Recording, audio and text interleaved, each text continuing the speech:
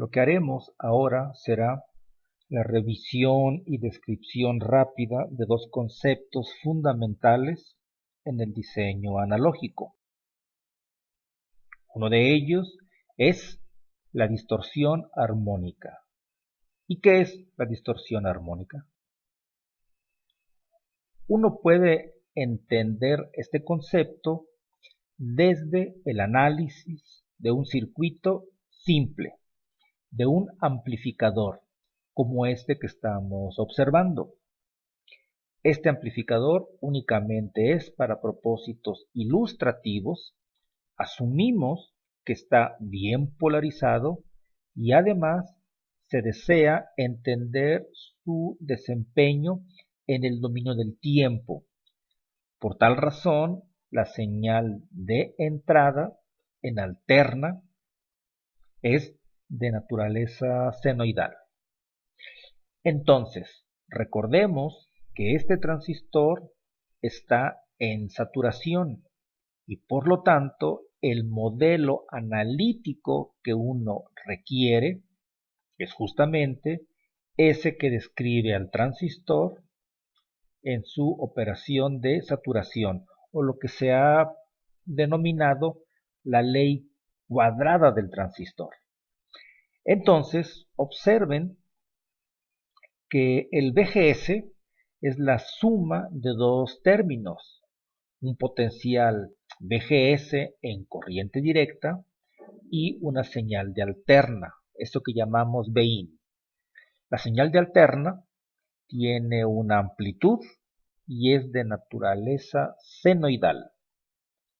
Si uno sustituye la información conocida en este modelo, uno puede descomponer las distintas partes analíticamente hablando y observar que podemos hacer una identificación de aquellos términos que sean puramente de alterna y aquellos que son de corriente directa, o lo que es lo mismo. Cuando tenemos una combinación de señal de directa y señal de alterna, recordemos que las variables tienen justamente esa identificación. Es una variable en corriente y vean que el subíndice está en letra mayúscula. Según la teoría de circuitos, esta notación representa dos componentes para la corriente. Esas dos componentes es una de alterna y otra de directa. Cuando uno desarrolla este término y descompone en sus distintos sumandos, uno fácilmente puede identificar cuáles son los términos que son de corriente directa y también uno puede identificar cuáles son aquellos sumandos que dependen de la excitación de alterna, y todos ellos corresponden a esa corriente de interés que estamos interesados en analizar. ¿Por qué? Porque fácilmente nos interesa distinguir esos dos términos, pero la distorsión armónica es un fenómeno que se analiza en corriente alterna. Por lo tanto, únicamente los términos que tienen esa característica son los que vamos a analizar, porque estos dan información de la distorsión armónica. Aquí está la simplificación que habíamos hecho previamente, y también aquí haremos esa distinción de únicamente quedarnos con los términos de alterna.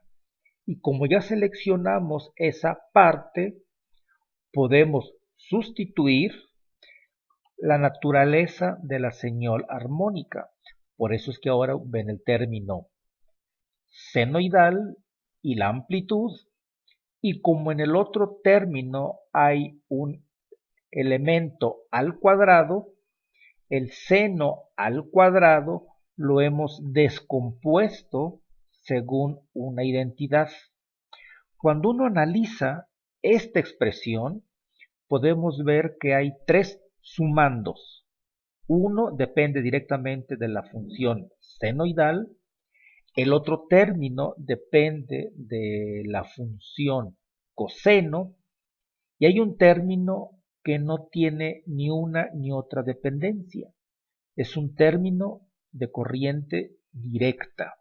Es un offset. Este offset no aporta al análisis de la distorsión armónica. Por lo tanto, ese término lo podemos eliminar y únicamente quedarnos con aquellos que son de naturaleza armónica.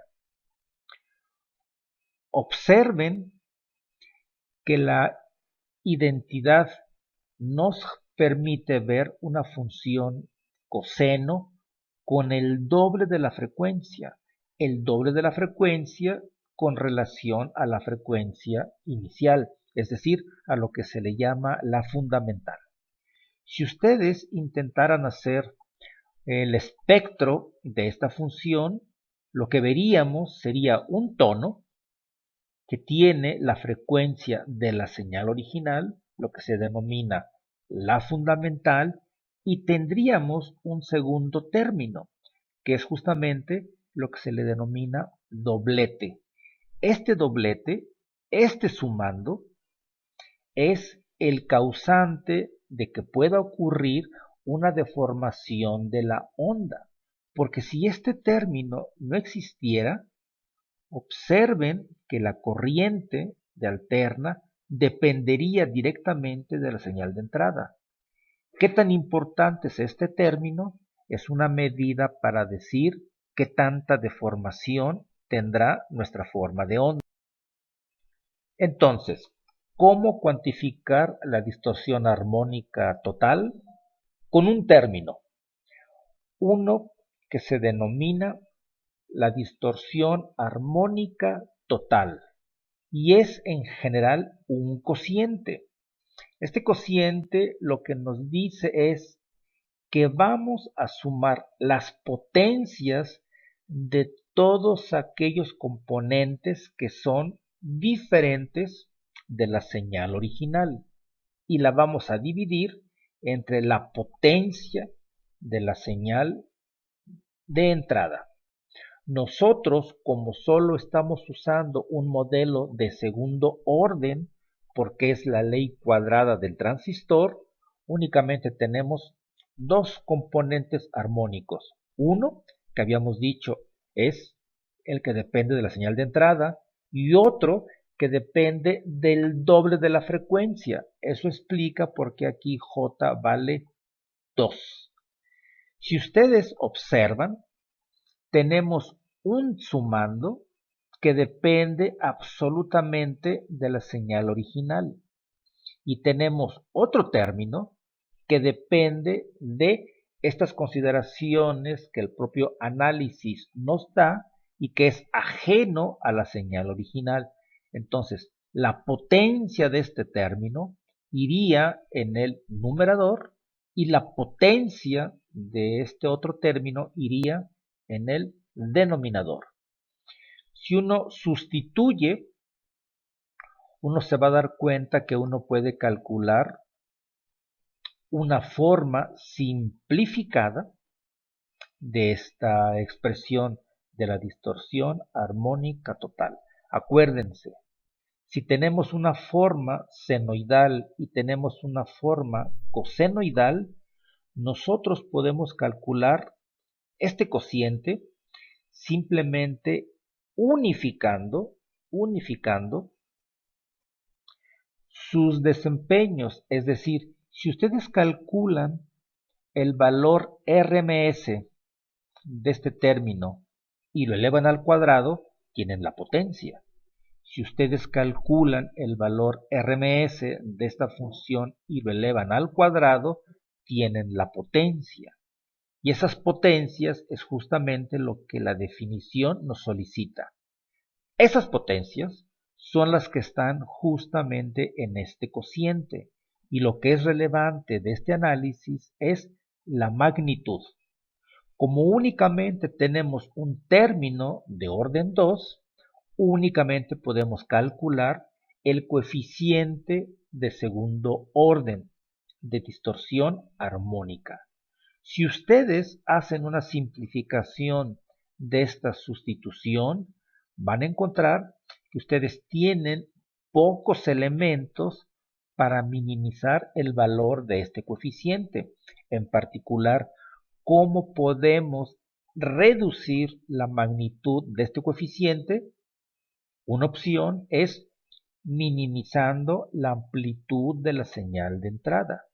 Si uno hace esa reducción, este cociente va a ser más pequeño, el coeficiente será de menor valor y la deformación que experimentaremos en la respuesta será pequeña. Otra opción sería aumentar el voltaje que hay entre la compuerta y fuente de mi transistor. Pero, como esa condición está fija desde que dimensionamos y determinamos el punto de polarización, este parámetro no está sujeto a modificación. La única opción es la amplitud. Y la amplitud en sentido estricto está definida por la aplicación que tendrá nuestro amplificador. Es decir, es posible que si la aplicación demanda que procesemos señales de pobre amplitud, seguramente vamos a tener un coeficiente de distorsión armónica pobre y prácticamente la señal no será deformada. Cuando ese es el caso, no es la distorsión armónica el problema, sino el ruido. Debemos cuidar que el ruido intrínseco del transistor no sea equivalente a la amplitud de esas señales que estemos procesando. Caso contrario, si la amplitud es notoria y la distorsión armónica también, la conclusión inmediata es que el amplificador simple no es la opción más adecuada para procesar estas señales y por lo tanto debiéramos de cambiar de topología. Por lo pronto, únicamente con el modelo del transistor en saturación y porque es un modelo de segundo orden, solamente bajo esa condición es que podemos determinar el coeficiente de distorsión armónica de segundo orden, pero es el más importante. Y aquí nos permite visualizar qué parámetros están bajo nuestro control. Y así como este análisis se puede hacer para el análisis que tiene de generación de fuente. Y vamos a poder apreciar que tenemos un parámetro adicional para minimizar la posible malformación de las formas de onda.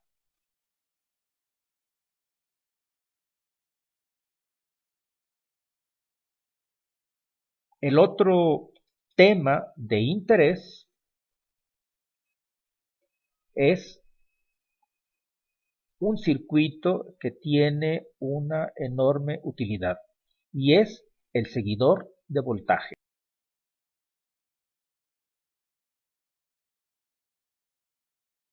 Se construye de una manera simple. Este seguidor también se construye con una réplica, es decir, tenemos un circuito PPN y tenemos una configuración en la que vamos a utilizar el transistor P2 como elemento para recibir la señal y ahora vamos a calcular la respuesta en la terminal de source, justamente de ese transistor. Lo que estamos viendo en esta figura son las distintas posibilidades que podemos proponer en nuestras cargas para visualizar cuál de ellas es la que se comporta como un auténtico seguidor de voltaje. Lo que uno esperaría es tener una ganancia de valor 1, pero en estas posibilidades solamente una de esas configuraciones nos va a permitir satisfacer esa característica. Habrá otras que son atenuadores y en sentido estricto no es lo que uno esperaría de un seguidor de voltaje. Aún más, hay una característica muy importante. En el diseño analógico que hemos estado desarrollando, hemos privilegiado la simetría. Observen que la señal de entrada está sobre un nivel de DC que corresponde a BRF2. Ahora la respuesta va a estar en un nivel de DC que corresponde a la otra referencia, a BRF1. Es decir, es un circuito que en sentido estricto no vamos a tener ese balance, esa simetría que hemos estado buscando en nuestros circuitos. Pero eso no significa que no podamos visualizar y determinar cuál es la mejor configuración para implementar un seguidor de voltaje. En sesiones posteriores vamos a intentar resolver esta cuestión de asimetría. Y por lo tanto, en una siguiente actividad es que simulen las distintas configuraciones que hay en esta propuesta, que aunque haya un cierto desbalance en los nodos, aún así con el simulador verifiquen cuál es el que presenta el mejor desempeño e incluyan esta información en la tabla de desempeño, donde lo que se espera es que ustedes estén ahí vaciando la información que capturan del simulador y en sentido estricto pudieran empezar a construir el circuito eléctrico de pequeña señal e intentar sustituir los parámetros de pequeña señal del transistor para ver cuál es el comportamiento.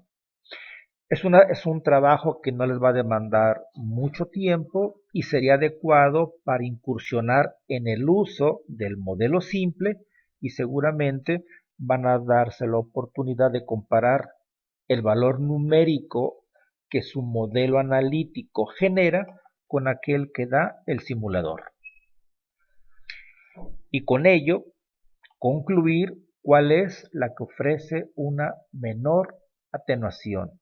Y esa es la actividad que voy a solicitar a cada uno de ustedes.